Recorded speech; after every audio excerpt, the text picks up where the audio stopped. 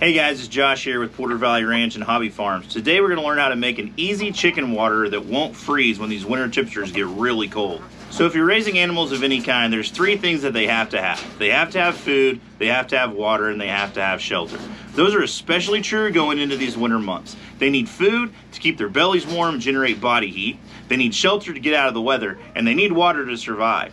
The water's kind of tough because as it gets below 32 degrees, that water starts to freeze. And when the water freezes, it is one of the worst things, one of the worst chores on any farm anywhere. So today, we're going to take one of your existing waterers and learn how to make it weatherproof when it freezes in the winter so that water won't freeze. So as we get into the project today, there's a couple things that you're going to need. You're going to need a cinder block. It can be one of these double or a single cinder block.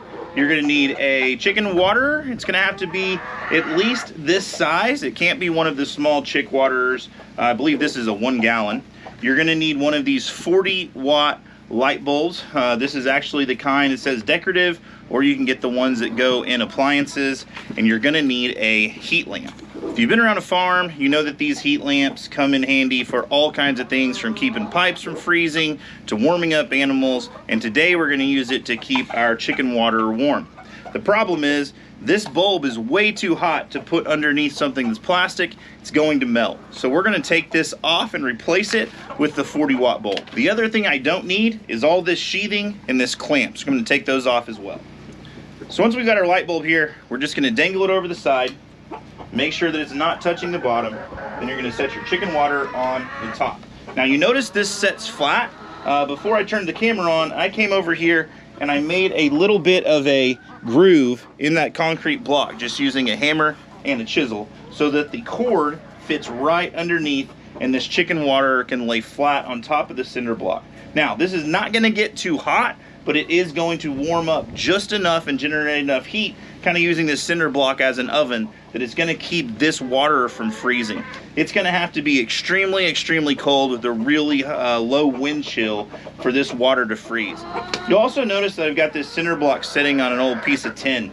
Ideally, I wouldn't have it setting on this straw. I would just have it in an area of the coop where it was a dirt floor, possibly put some sand underneath it. But the one thing you definitely don't want is you don't want this bulb or any of the electrical mechanisms to come into contact with hay or with straw, with bedding, anything that could be combustible. This doesn't get that hot, but anytime you're dealing with electricity, you want to make sure that it's not around anything that could catch on fire. So no cardboard, no hay, no straw, nothing combustible. Make sure it's on a solid surface that is either metal or dirt or concrete. Remember that no system is foolproof, and whenever it goes below zero, you want to check your animals every day, a couple times a day. Make sure you're checking the water. Even if you have heaters in their watering buckets, on their waterers, you want to make sure and check them, because you never know when something's going to happen, when the power goes out, when some sort of glitch happens. And if these animals go without water, even for a couple hours, sometimes it can be detrimental. So make sure you're taking care of your animals in the winter. Make sure you're taking care of yourself and your family. Hope that you're staying warm. Hope that you're having a great winter season on your farm. We'll see you guys next time.